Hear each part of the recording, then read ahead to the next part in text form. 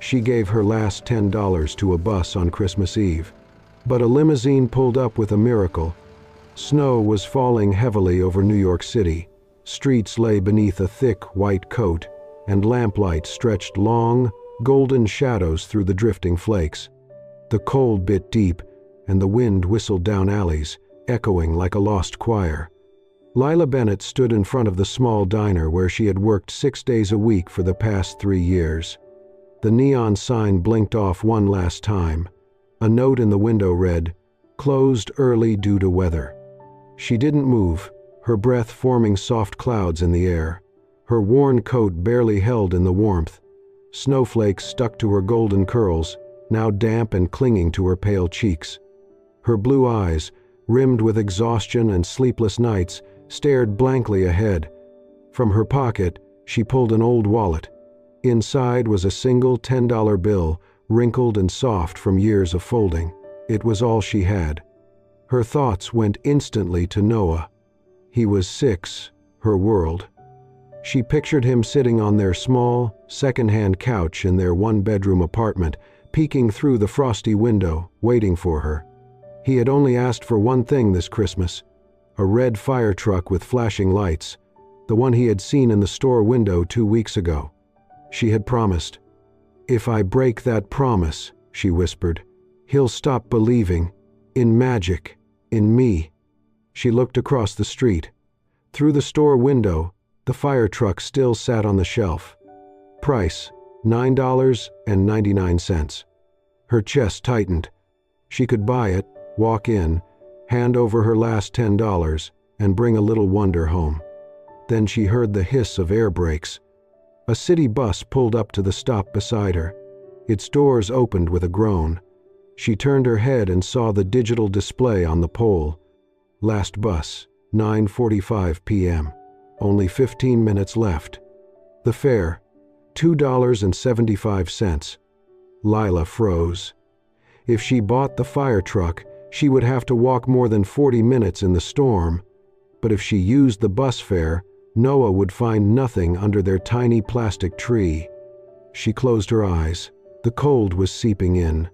Her hands ached. Her stomach churned with hunger. Her legs were tired from standing all day. But then she saw Noah's smile in her mind, the way his eyes sparkled when she told bedtime stories. His voice from the night before echoed, "Do you think Santa will really come this year, Mommy?" She opened her eyes and turned away from the store. She would walk.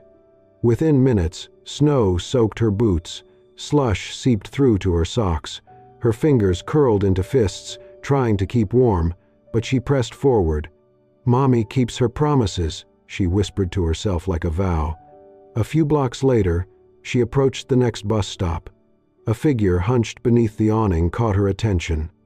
An elderly man sat alone, wrapped in a tattered coat. His hands shook as he fumbled with coins, counting and recounting. His skin looked gray from the cold, and his swollen feet barely fit in his worn shoes. "Just a little more," he murmured. Lila slowed. She watched him try to feed coins into the fare machine. The screen blinked. Insufficient funds. Her hand moved to her coat. The $10 bill was still there. The fire truck. Noah. The promise. But this man, he looked like he might not make it through the night. Snow swirled harder now, wrapping the city in silence. She stared, heart pounding, pulled in 2 directions, and then she moved. She stepped forward, knelt slightly, and placed the bill into the man's hand. "You need it more than I do," she said quietly. The man stared at her, eyes wide behind fogged glasses. His lips trembled. "You're giving me your last?" he asked. "You're not afraid of having nothing?" Lila smiled. A soft, real smile, the only light in that bitter night. "I still have love," she said. "That's enough." She pulled her scarf tighter, turned, and walked on. Now she had no money, no ride, no gift.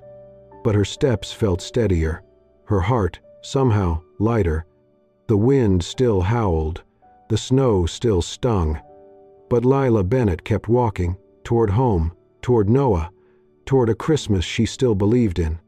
The snow kept falling, heavier now, the world turning into a blur of white and shadow. Streetlights flickered behind a curtain of wind-blown snow. Lila pulled her coat tighter as she pushed forward, the city nearly silent except for the crunch of her boots on icy pavement and the distant groan of wind sweeping between the buildings. A few blocks ahead, headlights cut through the swirling snow. A sleek, black limousine pulled slowly to the curb, its tires hissing against the slush.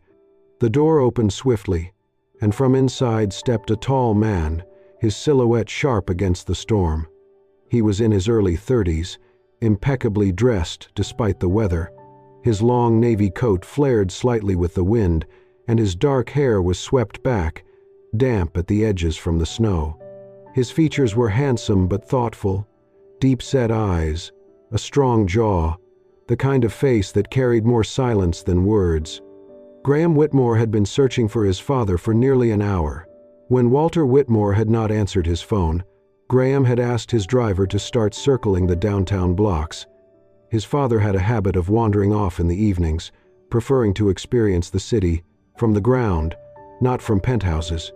Usually, it was harmless, but not tonight. Not in this storm. When Graham spotted the familiar figure through the window, sitting at the bus stop, hunched and fragile, he had ordered the car to stop. "Dad." He rushed toward the bench, crouching beside the old man just as Walter tried to steady himself against the cold. His coat was damp. His hands, despite gloves, were stiff from exposure. But his eyes lit up the moment he saw his son. "I'm fine," Walter said softly, as Graham helped him to his feet. "Just needed some fresh air and perspective." "You could have frozen," Graham said, brushing the snow from his father's shoulders, his voice edged with concern and frustration. "Why didn't you call?" Walter looked toward the corner of the block, his gaze settling on a distant figure, a woman walking away in the snow. "She gave me her last $10, he said quietly. "And her scarf." Graham turned, following his father's eyes. There, about 30 paces ahead, was a woman walking alone. Her golden hair peeked out from beneath a damp knit cap. Her coat was thin, too thin for this weather. Her boots were soaked. And still, she walked. "Who is she?" "I do not know her name," Walter replied, his voice low with reverence, "but she gave without hesitation, even when she had nothing. You do not see that often." Graham hesitated only a moment before starting after her. "Graham," his father called, "go gently." He nodded. The snow made it hard to catch up quickly, but he kept his pace steady. When he reached her, he slowed. "Excuse me," he said gently. Lila turned, startled. Her cheeks were flushed red from the wind, her eyes wide, weary. "I think you dropped this," he said, holding out the scarf she had given his father, though they both knew it was not true. She glanced at the scarf, then at the man. His suit, his coat, the way he stood. He was someone from another world. "No," she replied quietly. "I gave it." There was a pause, long, but not uncomfortable. "My name is Graham," he said. "That man at the bus stop is my father. I just wanted to thank you. You helped him when no one else would." Lila smiled faintly. He looked like he needed it. "You did not even know him." "I did not need to." Graham studied her, watching how she stood against the wind, how her lips trembled but her eyes held steady. "Let me take you home," he offered. "Please, it is too cold, and you have already given enough tonight." She shook her head, a soft gesture, polite but firm. "Thank you, but I will be fine." She turned, walking again, boots crunching into fresh snow. He watched her go, his breath misting in the air. And somehow, even in the storm, he could not stop watching. That smile, brief, real, had cut through the snow like light through glass. It stayed with him long after she had disappeared into the night. By the time Lila reached her building, her legs were aching and her hands were numb. The stairwell was dark, the bulbs overhead long since burned, out. She climbed slowly, one step at a time, gripping the cold metal railing with fingers that no longer felt like her own. Her boots left wet footprints on the worn wooden floors of the hallway. She paused outside her apartment door, took a deep breath, and forced a smile onto her face. The second she turned the key and stepped inside, a small figure came rushing from the back of the room. "Mommy!" Noah's voice rang out like a bell, high and bright.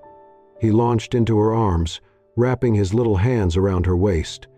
His cheeks were rosy from the cold air that still seeped through the thin window panes, but his eyes sparkled with hope. "Did Santa come? Did he find us this year?" Lila swallowed hard and hugged him tighter. "Well," she said gently, "he must be running a little late." Noah looked up at her, his brow furrowed for only a moment before his smile returned. "That's okay," he said with quiet confidence. "We still have Christmas, and we have each other." She felt the lump rise in her throat, but she nodded. "Yes," she whispered, "we have each other." The apartment was small, just one main room and a corner kitchen. The walls were bare except for a single drawing Noah had made at school, taped next to the window. A tiny plastic tree stood on a crate in the corner, decorated with a string of dollar store lights and 3 handmade ornaments. It was warm inside, at least for now. The space heater hummed softly in the corner, and the faint smell of instant noodles lingered in the air. Lila helped Noah take off his coat, then hung hers to dry. He ran to the window, pressing his nose against the cold glass. "Do you think he's flying over the city right now?" She joined him, kneeling beside him at the windowsill. "I think he might be," she said with a tired smile. Outside, the snow was still falling. The streetlights below glowed through the flakes, casting a golden hue over the sleeping city. Somewhere out there, she thought, the man in the limousine was probably warm, probably safe. But she had no regrets. Later that night, after Noah had fallen asleep, Lila sat on the edge of their worn mattress, holding something in her hands. It was a toy fire truck, old, scratched, missing one of its wheels. The plastic was faded, and the siren no longer worked. Noah had carried it around since he was 2. She had planned to replace it this year. She had promised herself she would find a way, but life had a way of choosing differently. Her thumb traced the crack along the side of the toy. She thought of the store window, of the brand new version with flashing lights and working wheels, of how Noah's face might have lit up. But then she thought of the man at the bus stop. She pictured his trembling hands, the desperation in his eyes. She wondered if he had made it to the shelter, if he had a blanket, a warm drink, if he was still breathing.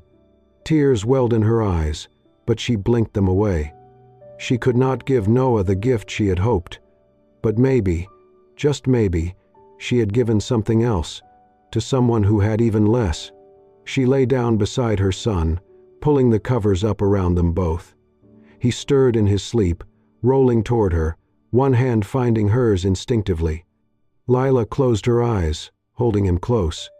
Christmas had not come the way she imagined. No ribbons, no surprises, no gifts under the tree. But in the quiet of that tiny room, with the snow still falling outside, she realized something else. Some miracles do not come wrapped.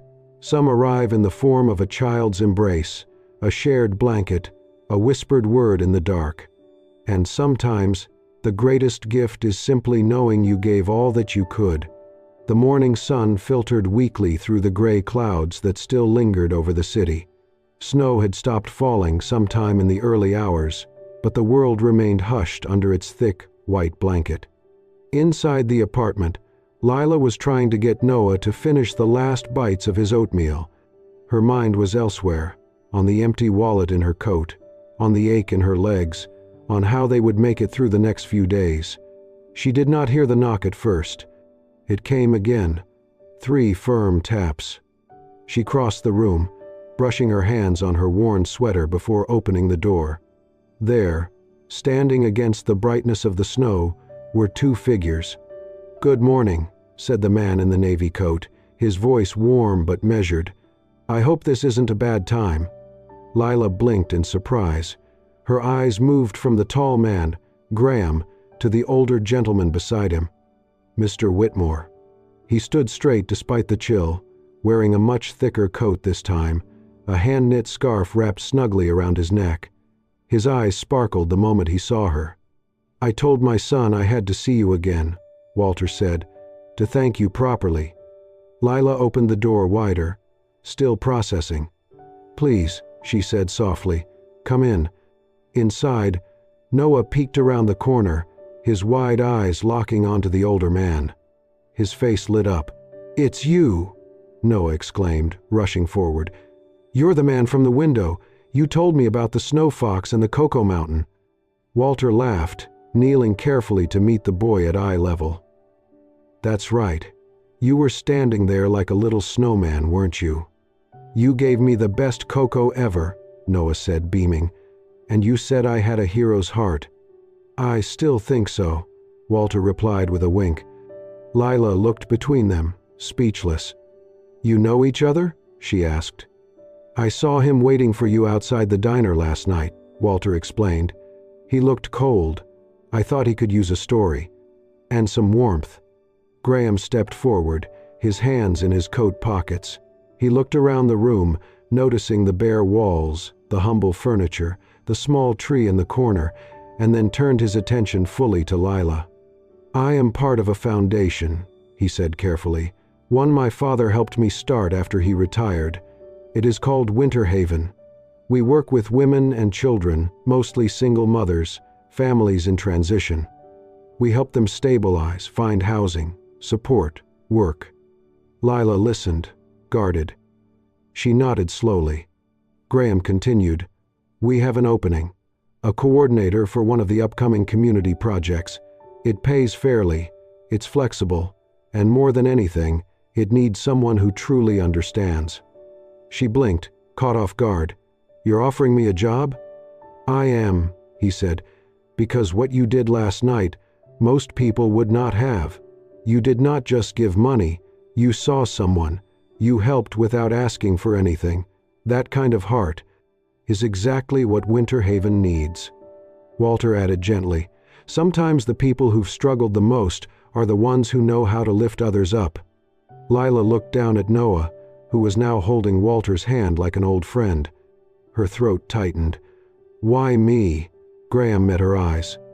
"Because you've been on the edge, and you're still standing, and because someone like you could help others find their way back." Silence filled the room, not heavy, but full of something new, possibility. Lila nodded slowly. "Okay," she said. "Let's talk." Outside, the snow on the windowsill had begun to melt, and inside, something else was beginning too, quiet and unseen, but steady. A door had opened, not just the one to her apartment, but to something more. The days that followed were unlike any Lila had known in years. The snow still fell, the bills still sat unopened, the future was still full of unknowns, but something within her had shifted. She woke up earlier, she brushed her hair again. She laughed, not just for Noah, but because some part of her had started to believe that maybe, just maybe, life was changing. Winter Haven wasn't just a job, it was a sanctuary, filled with people like her, women piecing life back together, children rediscovering joy. As project coordinator, Lila helped organize food drives, clothing collections, and shelter referrals. But what mattered most was listening, real listening. And through the quiet stories of others, she realized she was healing too. Most evenings after work, Graham offered to drive her and Noah home. At first, she declined, hesitant, but eventually she began to accept.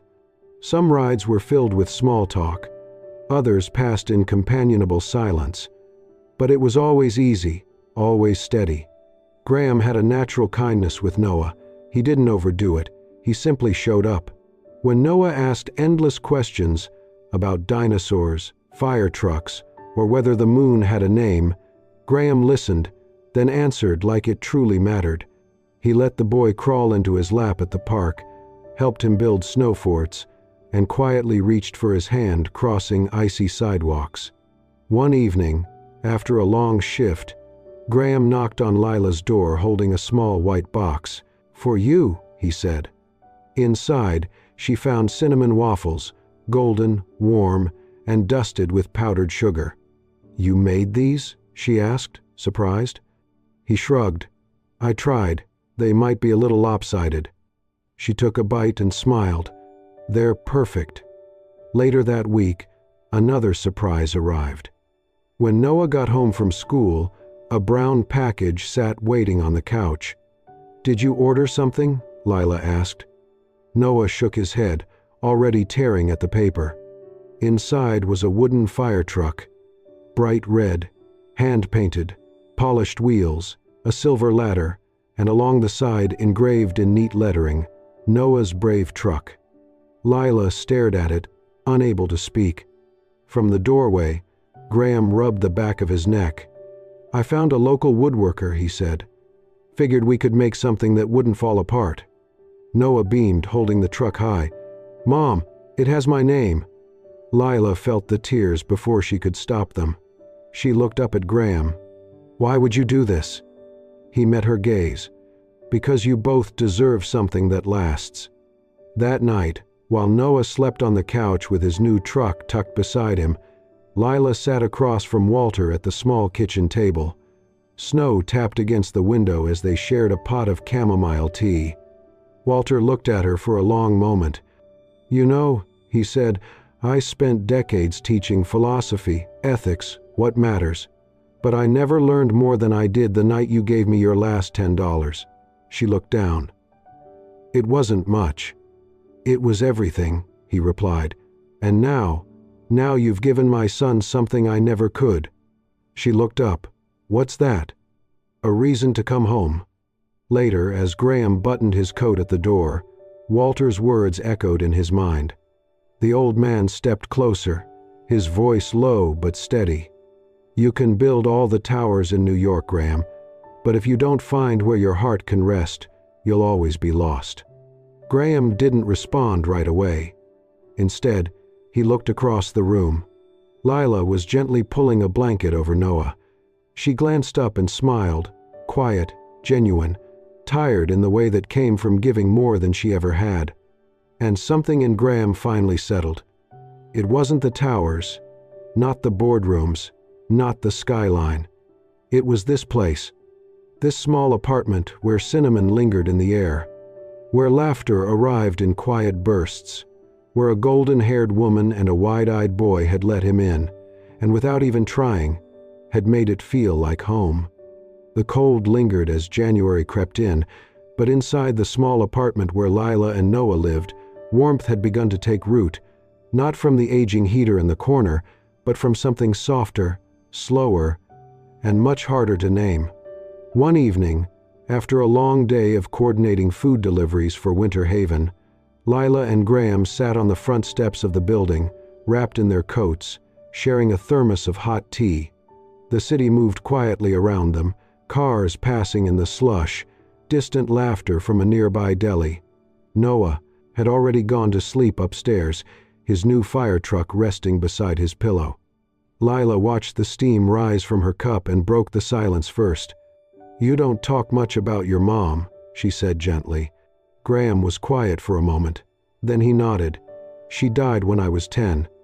Lila turned slightly, her hands tightening around the cup. "I remember her scent more than her face," he continued. "Vanilla and lavender.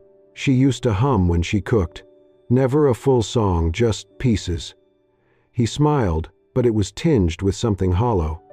"After she passed, my dad shut down. Not angry, just gone.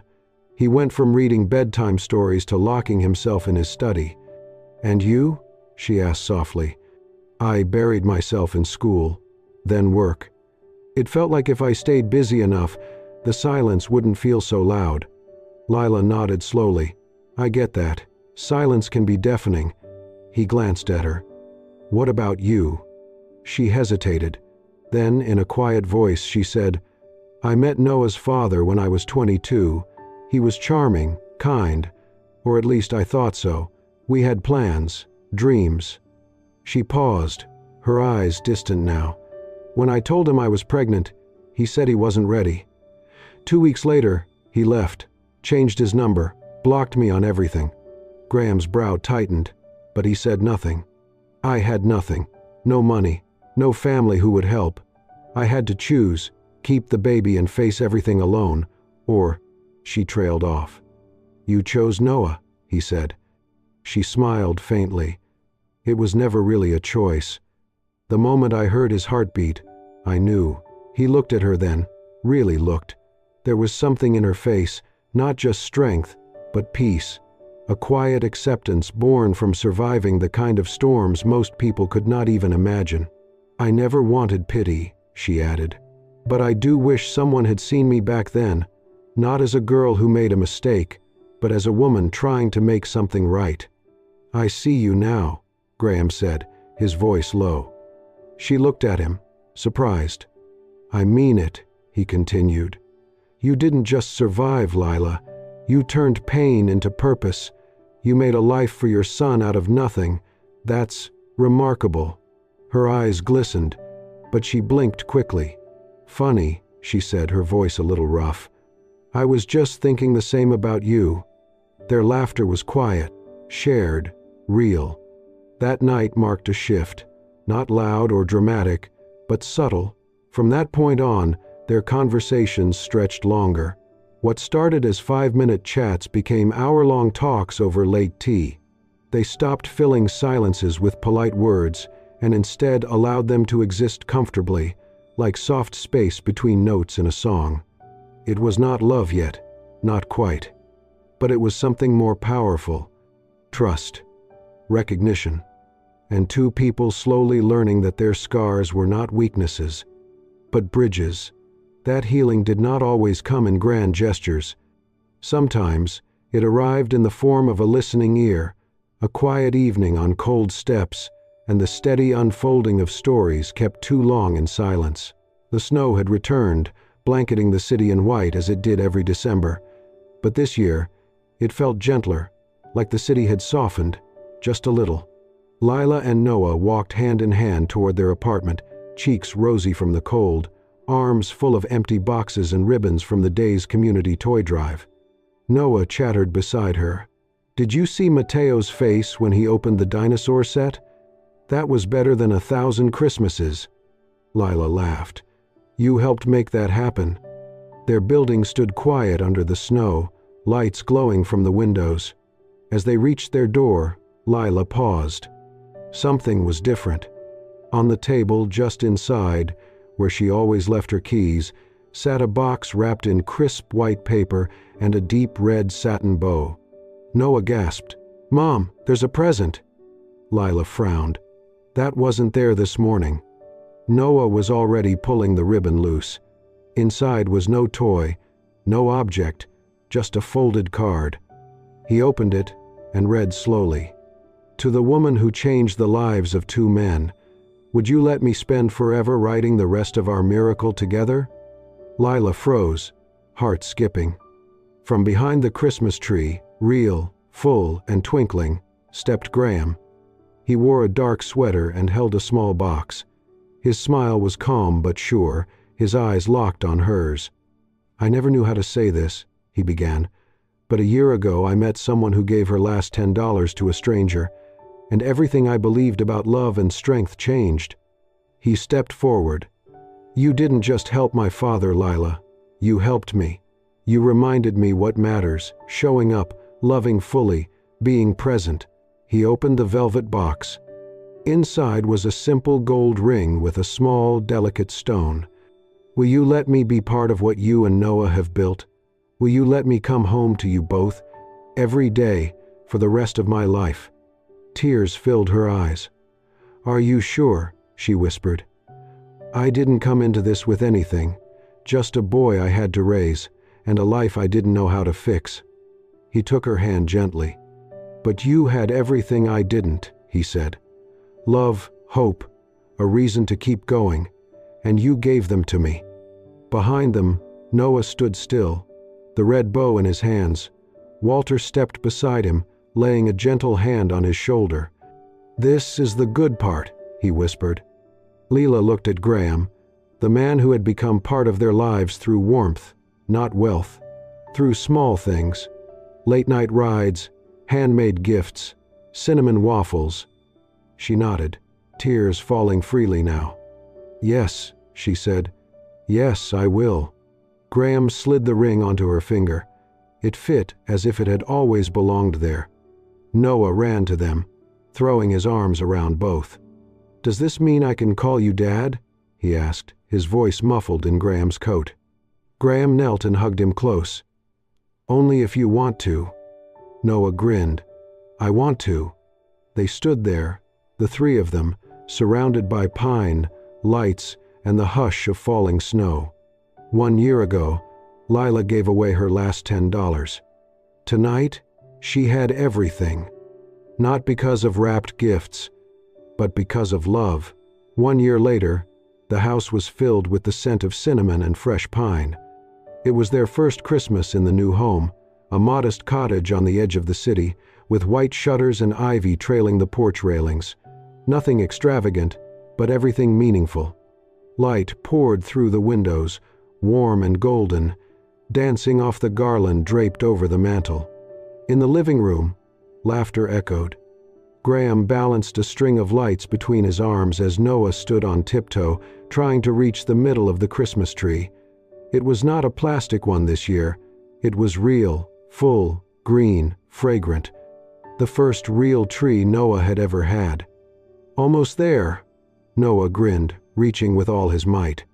Lila walked in from the kitchen, wiping flour from her hands, her golden hair pulled back in a loose braid. She watched them, father and son, working together, covered in tinsel and joy. "There," Graham said, adjusting the final bulb. "What do you think?" Noah stepped back, his eyes wide. "It's perfect." Outside, snow had just begun to fall again, soft and slow, like a memory. The dining table behind them was set simply, mugs of hot chocolate, a tray of freshly baked cinnamon waffles, and 3 plates waiting for stories, not silverware. There were no piles of gifts under the tree, no bright packaging, no expensive boxes. But there were hand-drawn cards, a small knitted scarf Noah had made at school, and a little wooden ornament Graham had carved himself, shaped like a fire truck, with Brave etched on the side. Lila came to stand beside Graham, wrapping her arm around his. He leaned his head toward hers without a word. Later that night, after the cocoa was finished and the lights dimmed, Lila peeked into Noah's room. He was already fast asleep, curled beneath a quilt, the toy fire truck still nestled in his arms. Graham joined her at the doorway. For a moment, they just stood there, quiet. Then Lila spoke, her voice a whisper. "I used to think I had nothing," she said. "There were days I believed I had lost everything." She turned to him, her eyes soft with reflection. "But maybe we have to lose everything first, to find what really matters." Graham pulled her close, his voice equally low. "You found it," he said. "And then you gave it to us." The house around them was still, the only sound the soft hum of the heater and the gentle hush of snow settling outside. In the living room, the Christmas tree glowed. It did not need more. It was enough. They stepped back into the warmth, her hand in his, and the camera of the moment pulled slowly away, past the windows, past the softly flickering lights, until all that was left was the image of 3 people who had found each other in the most unexpected way. A woman who once had nothing, a man who once had everything but meaning, and a little boy who had wished for only one thing, for someone to come home. As the snow fell gently outside their window, a simple line appeared on the screen, lit by candlelight and hope. "The greatest gifts are the ones that can't be wrapped." Thank you for watching this heartwarming story of hope, compassion, and the quiet miracles that can change a life forever. If this story touched your heart, made you smile, or reminded you of the power of kindness, we invite you to be part of our growing community. Don't forget to subscribe and hit the hype button to support soul-stirring stories, where we bring you tales that heal, inspire, and stay with you long after the screen fades. Until next time, keep believing in the goodness of people. And remember, sometimes the smallest acts create the biggest miracles. Stay warm, stay kind, stay with us. Soul-stirring stories.